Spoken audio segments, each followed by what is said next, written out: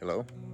Welcome to Kevin's Corner. I'm Kevin Probst, and I'm coming to you on this 25th day of June in 2025. And I would like to talk to you about how we are defined by our perception of God.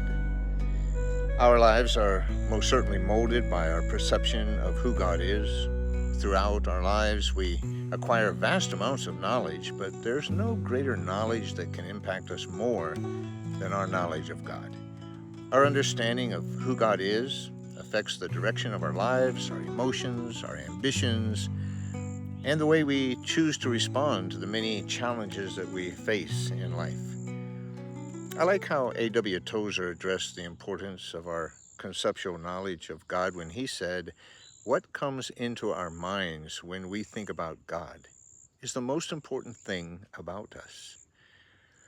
Nothing exceeds the importance of having a proper and accurate perception of who God is.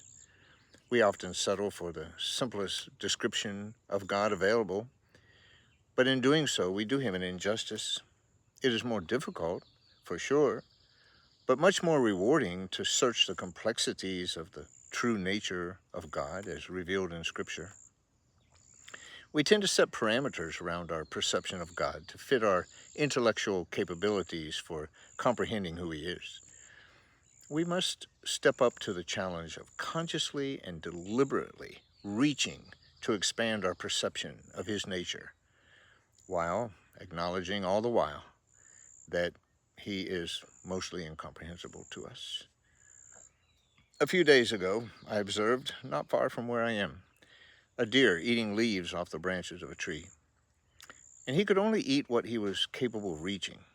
He seemed very much to want those leaves beyond his reach, but he was bound by his own limitations. There are some aspects of God's nature that we will never have access to. We can only know God by what he reveals to us about himself. There is much he has chosen not to reveal. Hear this story about St. Augustine, and please feel free to question its historical reliability. St. Augustine was walking along the shore, taking a break from his task of writing a book on the Trinity. And as he walked along, he came upon a boy, and he observed this boy carrying a container to the shores of the Mediterranean Sea. He filled it with water. He walked back up on the beach, and he poured it into a hole that he had dug. He repeated this over and over. And finally, Augustine asked the boy, "What are you doing?" And the boy replied, "I am pouring the Mediterranean Sea into this hole that I've dug." Augustine informed the boy that what he was doing was futile. "It is not possible to pour the Mediterranean Sea into the hole." To which the boy replied to Augustine, "It is also impossible for you, sir, to fit God into a book. Nobody could do that." It is certainly not possible to reduce the entirety of who God is into human words. He is beyond our ability to understand. No human language has words capable of describing or truly defining him. God realizes that our ability to understand has been sullied by the fall of man, and our minds are limited by our own depravity. Therefore, he gifted us with faith. Faith is a requirement for our salvation. A perfect knowledge of the nature of God is not. We must sometimes unlearn our false perceptions of who God is so that we might make room for the reality of his true nature. There's a popular Christian song that we often sing in church entitled, "I Am a Friend of God." And this song is meant to relay a message of the sort of deep and intimate relationship that we can have with God. When my daughter Mackenzie was very young, she liked this song, and she sang it with great gusto along with the rest of the congregation.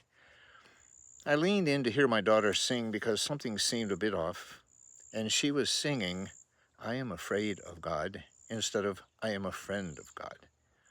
She was expressing a perception that God was one to be feared rather than one to be friended. This observation reminded me of my own childhood years, when I too had developed a perception that God was like an angry school teacher, just waiting for you to step out of line. I thought God to be quick to condemn and eager to flay us for our failures and disobedience. In order for me to have a true perception of a loving, merciful God of grace, a long-suffering God of kindness, I had to unlearn my original perception of a God quick to punish and slow to forgive. We must feed from the highest branches that we can reach to develop our perception of who God is. And let us be cautious, because we live in a culture where God is mostly perceived as being too loving to punish anyone with eternal hell. We must have a balanced perspective and realize that his love does not negate his holy and righteous nature. To know the one true God, we are admonished to search the Scriptures. Jesus revealed to his followers that he is revealed through the Scriptures, John 5:39. An appropriate path to take in trying to learn the true nature of God is relational. Jesus said, "If you really know me, you will know my Father as well," John 14:7. God reveals to us through the life of his Son. We prepare ourselves to know God by loving the Lord your God with all of your heart, and with all your soul, and with all of your mind, Matthew 22:37. If you love him, he will reveal himself to you, and you will know him. And the more you know him, the more you will love him. Thank you for spending some time with me today. If you were helped at all by this video and by the message therein, I would ask that you like, subscribe, and feel free to share with anyone that you think this would be helpful to. Again, this is Kevin's Corner. This is Kevin Probst, and have a good day.